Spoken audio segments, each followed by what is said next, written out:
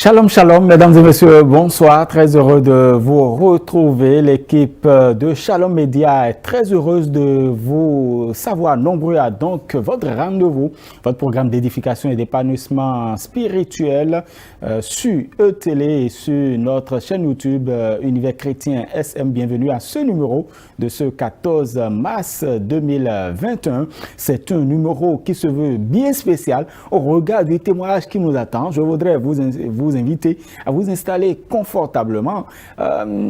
Installez-vous, appelez les voisins à pouvoir nous suivre parce que ce que vous allez entendre, comme le disent les jeunes, c'est du lourd. Dans un court instant, vous aurez droit à un témoignage d'un homme que le Seigneur a sauvé de la mort. On pourrait le dire ainsi.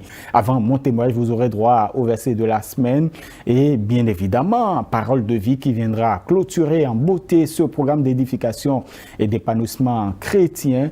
Merci à tous ceux-là qui nous renouvellent leur fidélité. Vous n'oubliez pas de vous abonner à notre chaîne YouTube. Vous tapez tout simplement Univers Chrétien SM et vous allez vous abonner pour ne rien rater justement de ce programme qui a lieu tous les dimanches à partir de 18h et en nouvelle diffusion les samedis à 14h précises. Aujourd'hui, notre verset de la semaine se trouve dans le livre de Romains, le chapitre 12, le verset 2. Et justement, nous y allons maintenant.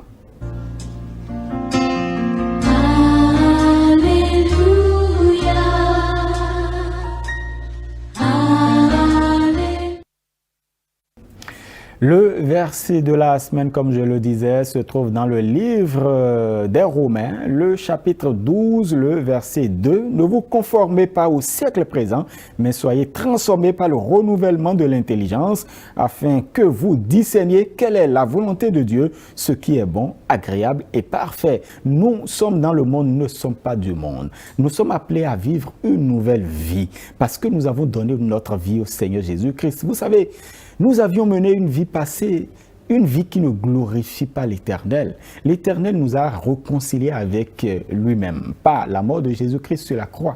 Car il nous a aimés, car il a tant aimé le monde qu'il a donné son Fils unique Jésus-Christ afin que quiconque croit en lui ne périsse point, mais qu'il ait la vie éternelle. Quel merveilleux amour, quelle merveilleuse expression de l'amour. Et c'est Dieu qui le fait, c'est Jésus-Christ qui le fait, il continue par le faire. C'est pourquoi je voudrais vous inviter maintenant à suivre cette rubrique qui est très importante. Il s'agit de mon témoignage.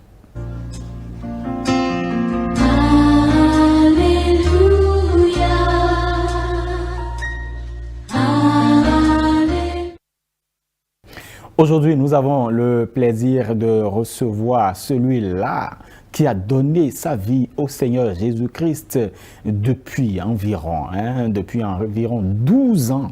12 ans. Il a fait des choses dont il n'est pas, il n'en porte pas honneur. Il a fait des choses qu'il regrette amèrement et d'ailleurs, il a donné sa vie au Seigneur parce qu'il a écouté la parole. Il a saisi cette opportunité. Il voudrait bien nous en parler aujourd'hui et c'est avec reconnaissance, c'est avec un plaisir inouï que nous le recevons sur votre plateau, donc le plateau de l'Univers Chrétien. Il s'agit donc de notre frère François Rompé qui est avec nous. Shalom, bonsoir. Oui, bonsoir monsieur. Vous allez bien? Oui, ça va bien, au nom de Jésus. Voilà. Si vous devez vous présenter à nos amis téléspectateurs, que diriez-vous? Bon, je dirais... D'abord, je salue tous nos téléspectateurs. Dieu les bénit. Amen. Et si je veux me présenter, je réponds au nom de Rompé François. C'est ça. Rompé François. Rompé François. Oui. Tout simplement. Tout simplement. Voilà, vous meniez une vie avant de rencontrer le Seigneur et je le rappelais, il y a 12 ans environ, on vous a parlé du Seigneur Jésus-Christ, on vous a adressé, exposé cette nouvelle vie que vous vivez depuis ces temps-là. Mais avant, nous voudrions, vous savez, sur cette émission, nous nous intéressons à votre vie avant le Seigneur. Et pour commencer déjà, François, mon père, dans votre jeune âge, vous avez fait des choses qui n'honorent pas la société, qui n'honorent pas Dieu. Vous pouvez nous parler un peu de votre enfance? Voilà, parlez-nous-en. Oui, je suis né comme tout autre enfant. Et j'ai commencé, mes parents m'ont mis à l'école, j'ai commencé les cours. Bon, à certains niveaux, en classe de, disons, CP, deuxième classe CP d'abord. Bon, moi, mon papa, il était quelqu'un qui travaillait à la Bata et que il a confié tous ses foyers à son petit frère qui le suit. Donc c'est lui qui nous gérait. Bon. Alors il y avait déjà des litiges bien avant que moi je ne naisse. Il y avait déjà des litiges avec cet oncle, avec mon papa, avec mon oncle. Donc, maintenant, à notre tour maintenant, l'oncle en question a voulu nous marquer le coup de notre maman. Donc il n'aime pas les enfants de ma maman. Surtout moi et mon grand frère. Jusqu'à mon grand frère, lui, il a quitté le pays. Aujourd'hui, maintenant, il est en Amérique, tantôt au Nigeria. Bon, moi, à mon tour, bon, je vais à l'école, je reviens de l'école, on m'envoie d'aller aux champs, aller faire des travaux champêtres. Faire des travaux ou aller attacher un fagot de bois, ramener à la maison avant de réviser mes leçons, de manger et aller à l'école à 14 h. Donc, ce qui me fait mal des fois je vais, des fois je manque, je ne vais pas. Et quand je ne vais pas, la nuit tombe, je dors. À 6 h du matin, l'oncle là en question, il était le premier délégué d'Aboumé Calabi en ce temps. Et c'est lui, il va amener des gendarmes et on vient me réveiller sur la natte. On m'amène à la gendarmerie, on me tape les mains, on me frappe bien, jusqu'à on dépose une pièce de 5 francs par terre. Si j'arrive à prendre les 5 francs là, donc ça veut dire que les coups ne suffisent pas. Ils vont encore reprendre. Et donc c'est pour être court, parce que c'est c'est pour comprendre un peu d'où vous êtes parti pour vous retrouver dans la rue. Oui. Qu'est-ce qui s'est passé concrètement? Bon, avec ces menaces de la police, de la gendarme, de mon oncle, un jour, j'avais fui de la maison et j'étais rentré dans la rue à l'âge de 14 ans. À 14 ans, oui. Vous êtes rentré dans la rue. La rue. Et donc vous dormiez dans la rue? Je dors dans la rue. Parfois, je rentre dans les couvents des fétiches que personne n'a pas assez de rentrer. Il sait que personne ne vient là. Moi, j'escalade, je vais dormir là. Et je mène ma vie comme ça. Jusqu'à un temps, je me suis retrouvé à Cotonou ici. Et je suis rentré à l'UNAFRICA. L'UNAFRICA, en fait, ça, ce site, on connaît bien. C'est quoi concrètement vous faisiez dans la rue? Bon, dans la rue, vous voyez, un enfant de rue qui ne mange pas à la maison, il est obligé, qui n'a pas de job, qui n'a rien, il est obligé de voler. Donc c'est comme ça que j'ai commencé par voler. Petit à petit, j'ai commencé par voler jusqu'à un jour, j'étais parti cambrioler une institut de couture, de couturière. En fait, le mot est fort quand même. Cambrioler, vous parlez de cambriolage? Oui. J'étais un cambrioleur en ce temps. À l'âge de 14 ans? Oui, j'ai commencé ça comme ça. Donc, à 16 ans maintenant, on m'a appris, on m'a attrapé. J'ai été encore casser une autre boutique. Et qui vous a attrapé? Bon, il y avait quelque chose dans des trucs que j'ai volés, que l'un de mes amis avait pris ça Et il a commencé par utiliser ça. Ils l'ont vu avec ça et puis ils l'ont attrapé. Il a amené la police vers moi, là où nous restons à Cotonou ici. Donc on nous a pris, on nous a arrêtés comme ça, on m'a amené à la prison. Donc c'est ma première prison. Et c'est parti en prison mineure. À l'âge de 16 ans? Oui. Et donc, quand j'étais là, le juge de mineur me dit d'amener mes parents pour que mes parents viennent me chercher. Sans mes parents, qu'on ne va pas me laisser. Donc c'est comme ça, j'étais resté au cabinet de mineurs jusqu'à 100... Parce que je doutais d'appeler les parents pour qu'ils ne viennent pas aggraver encore cette situation. Donc je n'ai pas besoin de quelqu'un. Je me suis donné à ça jusqu'à... J'ai fait 11 mois de prison. Le juge m'a laissé. Il m'a libéré. Et quand j'étais dedans, en train de purger cette peine, j'ai vu des amis comme moi là-bas, mes promotionnaires, les gens de mon âge. J'ai vu encore des grands frères là. Et puis j'ai commencé par faire des amis avec eux. Et dans l'amitié, c'est quoi concrètement? Qu'est-ce que vous faisiez dans l'amitié? Vous priez pour que vous sortiez? C'est quoi? Oui, parce que moi-même, je cherchais à avoir de galons sur ça. Et puis, en fait, ce que je fais, il faut que je commence par faire de grandes choses encore. C'est ce que je voudrais. Et puis, on me dit que lui, là, c'est lui qui fabrique les passe-partout, là. Les clés qu'on prend pour ouvrir les voitures, les engins, n'importe quoi. Bon, donc là, je me suis inscrit dedans, dans la prison comme ça. J'ai commencé par apprendre ce métier. Et quand je suis sorti de la prison, maintenant, moi-même, j'ai fabriqué les clés. Chers téléspectateurs, ne vous trompez pas. Ce témoignage, je crois que notre frère François Onkpé a volontairement choisi de venir sur ce plateau pour nous parler de sa vie et de nous parler de la nouvelle vie qu'il a entreprise avec le Seigneur depuis 12 ans. Parce qu'il y a certaines choses dans sa vie. Il a parlé, vous parliez de la première fois que vous vous êtes retrouvé en prison. En tout et pour tout, vous êtes retrouvé en prison combien de fois dans votre vie?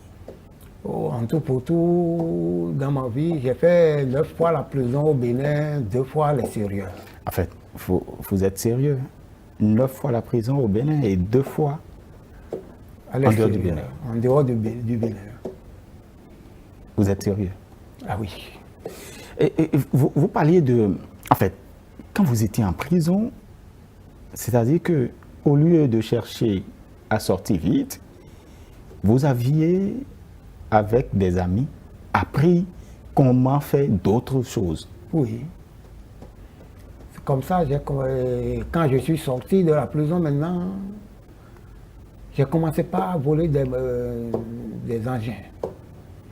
En ce temps, nous parlons de BBCT. Il y avait les BBCT, les AV dans le temps. Bon, on a appris à casser les antivols, à voler les BBCT. À part les BBCT, on vole ça dans la journée. Dans la nuit maintenant, on rentre dans la nuit. Tu peux être en train de dormir dans ta chambre, nous on va ouvrir la porte, on va venir chez toi. Ou soit on reste au salon, on vide le salon, on s'en va. Mais si quelqu'un nous a donné cet terrain et nous a dit qu'il y a de l'argent dedans dans la maison, là, on peut venir jusqu'à chez toi, te réveiller sur ton lit. Quand tu vas soulever la tête, on te dit baisse la tête.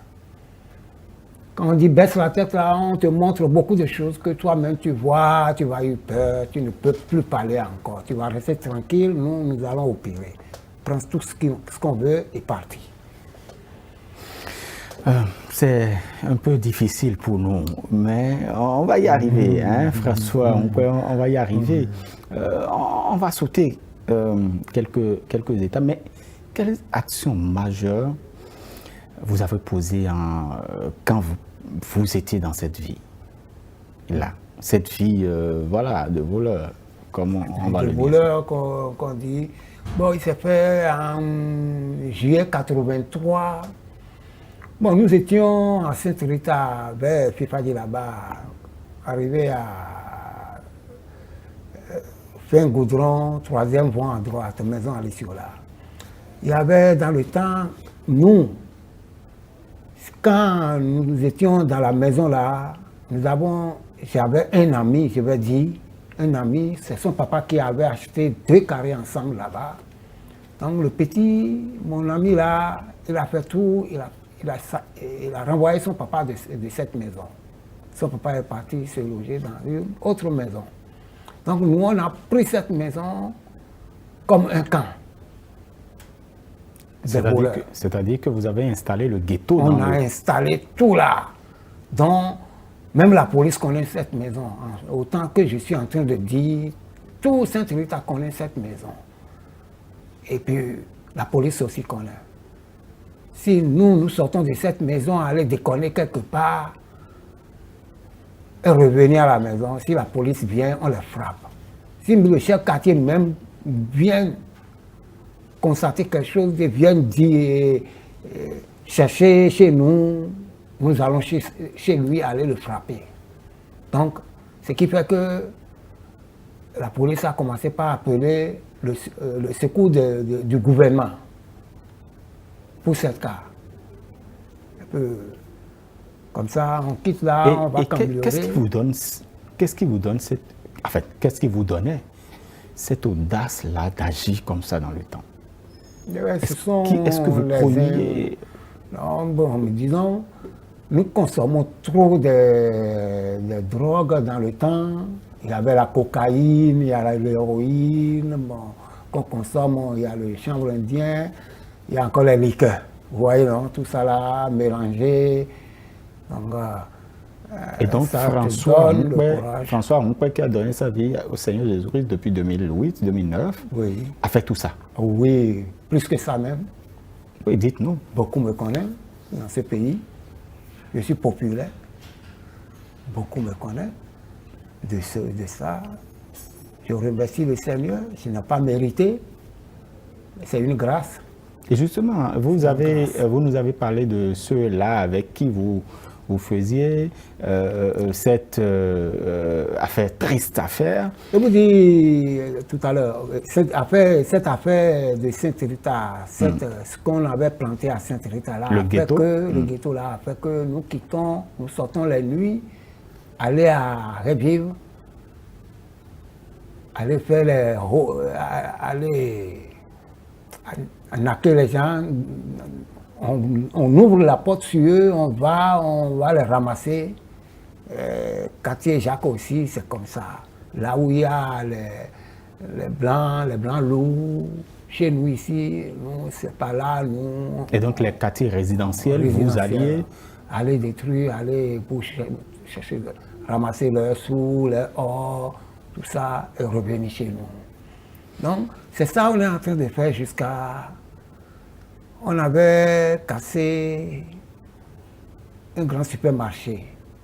Alors, nous ne savons pas que la madame qui a ce supermarché, c'est un commissaire qui est son mari. Nous ne savons pas. Donc, comme nous l'avons ramassé, le lendemain, il y avait un de nos amis qui réside dans le quartier où on a travaillé. Bon, le lendemain, ils ont commencé par soupçonner celui-là. Celui-là est arrivé nous parler à la maison. Nous, en même temps, mon second a pris papier et bic, il a fait un papier qu'on va aller remettre à la dame. Que ce n'est pas celui qui est en train de soupçonner qui a fait ça. Que c'est nous qui a fait ça, que c'est le camp Pompidou en fait, qui a fait ça. Votre ghetto s'appelle le camp Pompidou, yes, à l'époque. À l'époque. Et c'était connu. C'était connu par les Djabi comme nous. C'était connu. Donc c'est le camp Pompidou qui a opéré. Donc, et ils ont encore indiqué notre maison directe, notre camp direct. Effectivement, l'autre est arrivé avec le commissaire, le mari de la dame, est parti, il dit ça à ses collègues. Ils ont détaché au moins 6 policiers. Ils sont arrivés pour nous arrêter. On les a frappés. Vous les avez pas frappés? Oui. Ils étaient armés? Ils étaient armés jusqu'à... Mon second avait pris le coucou pour couper le cou à un policier. Je ne sais pas ce qui s'est passé. Bon. Donc, c'est là, ils sont venus encercler la maison à Saint-Rita et tirer. Ils ont commencé. Il y avait un professeur, M. Sousoubi, qui dormait. C'est un professeur qui enseignait les enfants au CG d'Antokwa. Donc il s'est réveillé à l'aube pour corriger le devoir des enfants. Et la police est arrivée, frapper sa porte. Au lieu d'ouvrir, il est en train de demander qui est-ce. Alors ils ont donné des coups de pied à la porte. Et puis, en même temps, ils n'ont rien demandé, ils l'ont rafalé. Ils l'ont tué dans la chambre. Une balle perdue est sortie, allait tuer celle qui nous fait face encore. Donc à cause de... Et vous n'aviez rien?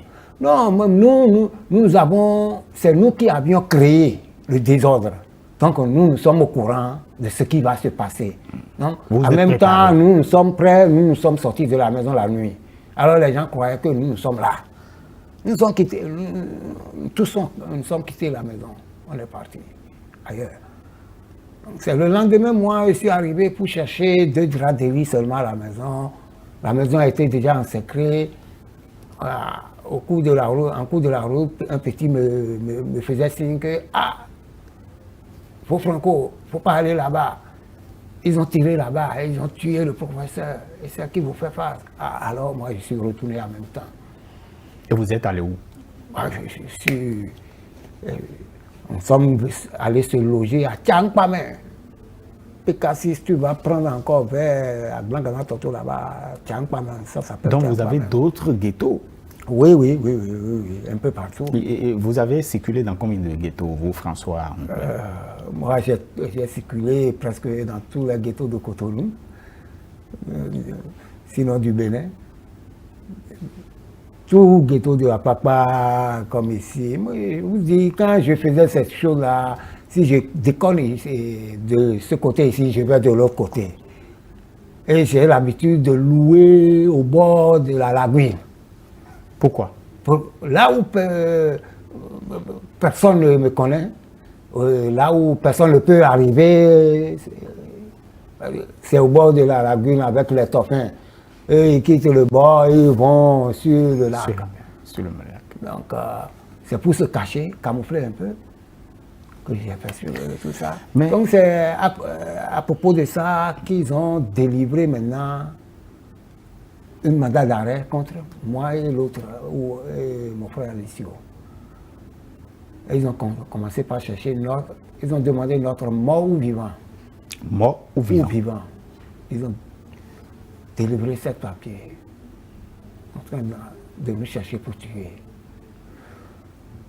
Et là, moi, j'ai resté à Tiangpamen un peu, je suis sorti et puis je suis rentré à Badagry. Au Nigeria? Au Nigeria. C'est là-bas, de là-bas maintenant, je suis rentré encore à Maroko. Maroko, c'est où? C'est toujours Nigeria. Quitter Maroko, je viens à Maïtou, opérer à Maïtou, à Sémé pour opérer. Donc, un jour, je suis parti tomber dans leur patrouille. C'est là ils m'ont arrêté, ils m'ont mis dans leur... ils m'ont allé enfermer dans leur prison qui s'appelle Kili Kili. Et comment vous avez fait pour sortir? Vous savez, les pays anglophones, là-bas, ils comptent jour et nuit. Chez nous ici, nous comptons jour et nuit comme un jour, une journée. Ils m'ont condamné à 6 mois. J'ai fait 3 mois de détention et je suis sorti. Donc 3 mois de nuit. Voilà. 3 mois, eux, ils comptent jour tenu là-bas, quoi. La nuit, 1. La journée, ça fait 2. Très bien. Et vous avez dit que donc c'était la première fois qu'on vous a arrêté au Nigeria. Oui, c'était la deuxième fois. C'était la première fois. La deuxième fois, puisque vous nous avez dit 2 fois. Oui. Non, la deuxième fois, c'est une autre chose. C'est au Niger, ça. C'est au Niger. Parce que quand je suis sorti de la prison de Nigeria, je suis revenu à Cotonou. Je suis revenu à Cotonou. L'autre affaire de Saint-Rita demeure encore toujours en cours. Mes recherches de mort vivant. Mort vivant là, on me recherche toujours. Donc je suis devenu un recherché. Donc je ne peux plus sortir tête haute dans la ville. Et personne ne va pas me voir, ne va me voir. Quand j'ai quitté la prison de Nigeria, je suis retourné à Tegakon encore, près de Tiankpam que j'avais resté avant. Et puis, c'est là que je suis, la nuit, je sortais pour aller opérer, et voulais trouver quelque chose pour avoir de l'argent, dépenser dans la journée. Après ça, j'ai cherché un peu de l'argent. J'ai dit, ah, en fait, vous cherchez quand même tristement de l'argent avant. C'est-à-dire que vous cambriolez pour avoir de l'argent. Oui, oui, c'était ça. C'était ça. Le cambriolage. Bon, le vol qu'on dit là, il y a beaucoup de vols dedans, il y a beaucoup de degrés.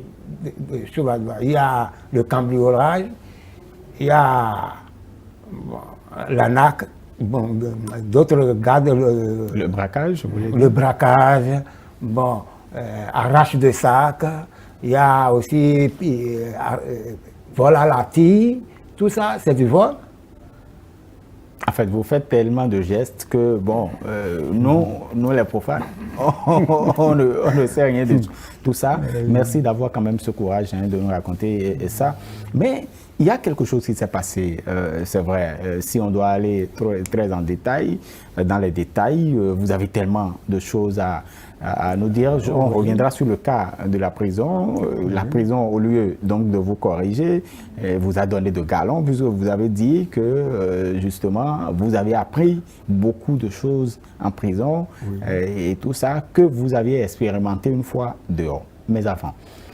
Je vais te dire, tout ce que je suis devenu dans le cadre de banditisme, c'est la prison qui m'a formé. C'est la prison qui m'a formé. La prison n'est pas une centre de... je ne sais pas comment... en fait, on regrette et puis... Non, non, la prison ne transforme pas. C'est ce que je veux dire. La prison ne transforme pas. Et qui transforme? La prison ne transforme pas. Si la prison transforme, moi je ne vais pas aller jusqu'à 11 fois la tôle avant de cesser. C'est Jésus que j'ai rencontré sur ma voie, c'est ce Jésus qui m'a transformé moi. Alléluia. Oui. Alléluia. Sinon la prison ne transforme pas. Parce que vous avez entendu... La prison forme. La prison, c'est un lieu de formation. Et si tu as ton enfant maintenant, et il fait quelque chose de mal à la maison, et tu ne pourras pas le corriger à la maison, et tu dis que c'est à la commissariat ou en prison qui va aller comprendre. Non. Ça veut dire que tu l'as donné encore un autre galon. Il va faire ce qui est plus que ce que tu es en train de lui reprocher.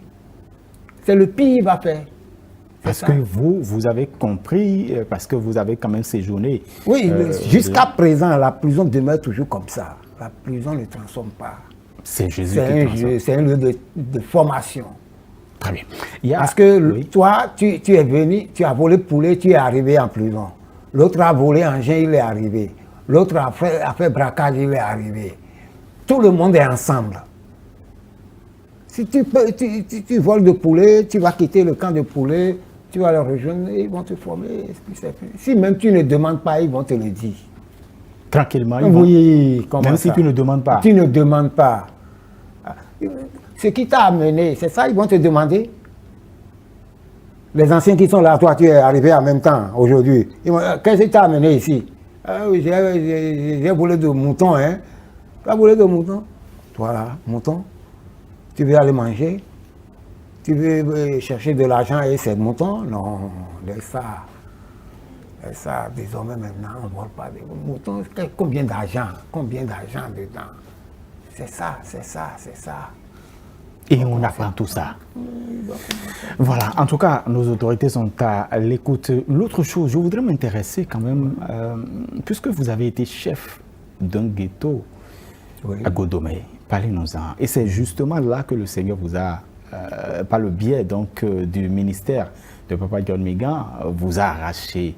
Vous vous souvenez de Jean 10, le voleur ne vient que pour voler, détruire, égorger, tout ça. Vrai. Parlez-nous un peu. Comment, déjà dans ce camp, vous nous avez confié que vous étiez une trentaine dans ce camp et avec de différents profils. Parlez-nous un peu du camp de Godomé à l'époque. Oui, Godomé à l'époque, tous les habitants de Godomé-Gare connaissent que Godomé, c'est un lieu dangereux qu'on ne peut pas passer à partir de 19h avec des choses précieuses. Non, tu ne peux pas passer dans les rails, ni sur le pavé là-bas. Là. La voie inter-État qui mène à Ouida, même au niveau du CG Godomé là, mais aussi c'est très grave. Nous, on se papille partout là. Bon. Si tu étais quelqu'un, tu as ton appareil, tu es en train de prendre l'appel, ils vont te prendre ça rapidement. C'est-à-dire que vos amis, vos disciples, puisque vous étiez le chef de ce ghetto. J'étais leur dévancé. Parce qu'eux tous sont grandis, mais ils sont grandis, mais ils m'ont vu dedans. Ouais, c'est pourquoi ils ont toujours ce respect de mon niveau. Encore, je suis quelqu'un qui cherche plus qu'eux. Je cherchais beaucoup. Avec des amis. Et qu'est-ce que vous faisiez? Bon. À Godomé, effectivement, bon, tous les boutiques, si tu as une salle de coiffure ou couture, tout ça là, tu as une boutique, tu dois connaître les habits qui sont dans l'entourage. Et puis, si c'est quelque chose qui sont pour eux, on appelle ça dans notre dialecte Agban. Il y a Agban ici, on prend ça chez eux. S'ils ont quelque chose, ils donnent. C'est vous qui avez... Et nous assurons la sécurité de leur boutique. Voilà. Et si quelqu'un ne le donne pas? Ah, si quelqu'un ne le donne pas, la nuit, ils vont voler toutes ces choses. Et le lendemain, il vient voir sa boutique vide. Bon, si quelqu'un, on voit que bon, il n'y a rien à prendre là, ils vont aller chercher un seau, aller ouvrir la fosse de matière efficace et ils vont prendre un peu dans le seau, ils vont mettre balai dedans, ils vont arriver dans ton boutique ou dans ton atelier, aller batigeonner, ils vont batigeonner tout. En fait, vous vous transformez en peintre. En peintre. Vous faisiez ça. Et ça ne vous disait rien à l'époque, ça ne vous disait rien? Non, je vous dis, quand